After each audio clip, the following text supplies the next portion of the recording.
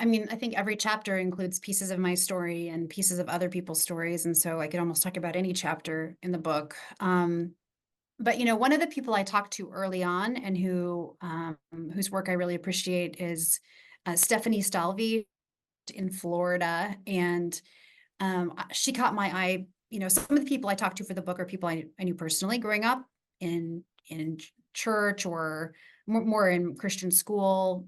My own brother agreed to be interviewed, but others are people that I just met, online. And Stephanie, I ran across her work because she was posting pictures on Instagram, kind of comic book style, pictures of just stories, basically charting out her experience as a young evangelical girl. And she's about 10 years younger than me, but there were a lot of similarities. In fact, there's one that is, and I describe this in the book, that's basically her sitting on a bus as a little girl next to another little girl in a hijab.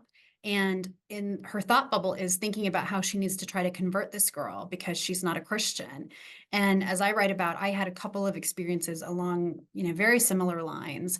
And I think, again, it was just so, in a way, comforting to realize that the things that I had experienced growing up that felt confusing or alienating from the rest of the world or troubling in some way were, I wasn't alone. And there were lots of people who had those same experiences. And, Stephanie and I talked about what it felt like to feel like it was really just on you to almost literally save. I mean, the language would be that you're not saving them. God is saving them. Jesus is saving them. But it's on you to get that message to them, persuade them, convince them to, stop being secular or give up their religion and believe what you believe. And, for us as young children, that felt like a heavy burden.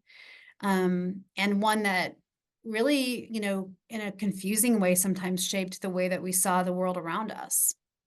The idea that everybody around you was sinful and fallen, and we had the truth, and it was, incumbent on us to share it and to literally sometimes walk up to people on the street and tell them about Jesus and, try to persuade them to give up their faith if they had a different faith. A major character in my book is my grandpa, who was secular and also came out later in life as gay. And he was sort of really a foil in many ways for everything I was taught growing up. He was like this person that was really a big focus of our concern and our prayer and our evangelization.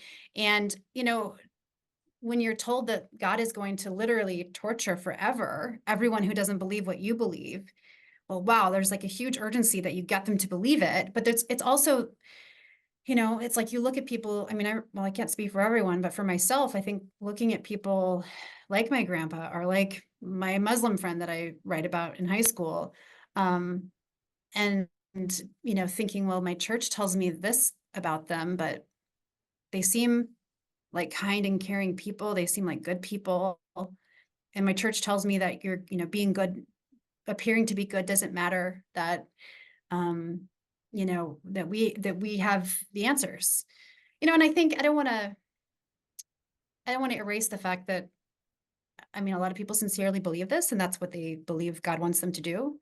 They also believe that, they're providing sort of hope and truth and guidance, from God for people's lives that they desperately need. But for me, as, a 6, 8, 16-year-old child, it was just a lot to internalize. It was a lot to try to process. And it really did shape the way that I looked at the whole world. I mean, I remember feeling kind of this fearfulness and this ominousness sometimes when I would be even in the mall or the skating rink or groups of people, like how many of these people are saved? How many of them are not saved? Who's going to hell? And it would feel kind of panicky. Like, writing the book was definitely cathartic. I mean, I don't think that it changed my mind about anything. I think it was more of a writing down of what I'd been working through and thinking about for a long time.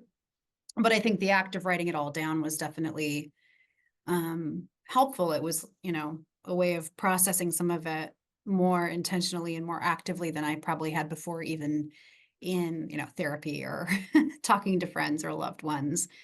I definitely felt like at the end of the process, at the end of writing the book, I felt more peaceful, more at ease with myself and my own spirituality. Something I've talked about in a number of public appearances is the fact that just before the book came out well, I was done writing it, but as you know, if you've written books, the editing stage happens over many, many months. So the book was done and almost done being edited. And a few months from publication, I was in a really serious car accident, got hit by a drunk driver head on, and with my younger son in the car. And we both fortunately came through it, but, had to have some surgeries, and there was a lot involved there. And, it was a really intense time, especially like when he was in the hospital and recovering. And I was, also injured. And so I'm dealing with him, and I'm dealing with myself, and I'm dealing with the doctors and the insurance company and everything else, and family coming into town.